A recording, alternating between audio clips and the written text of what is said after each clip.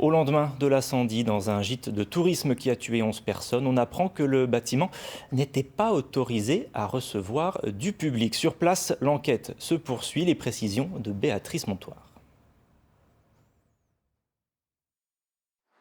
Alors que depuis hier, gendarmes et techniciens en identification criminelle travaillent à déterminer l'origine du feu et comprendre comment il s'est propagé, les interrogations sur les normes de sécurité sont encore plus grandes après l'annonce du premier adjoint au maire.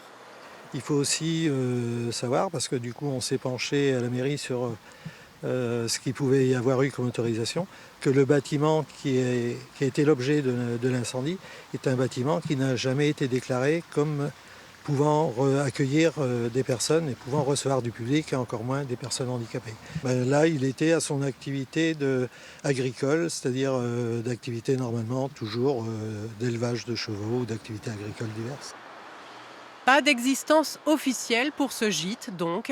Cette révélation cet après-midi s'ajoute au communiqué de la vice-procureure qui explique que l'établissement dans lequel le sinistre s'est déclaré était soumis à la réglementation des établissements recevant du public. Aucune commission de sécurité n'a visité les lieux et pu rendre un avis pour valider l'ouverture. Dès lors, qu'en est-il des conditions de sécurité dans le site ? Le drame aurait-il pu être évité ou tout du moins limité? Autant de questions en suspens. Des éléments de réponse peut-être dès demain avec le prochain point de la vice-procureure de Colmar.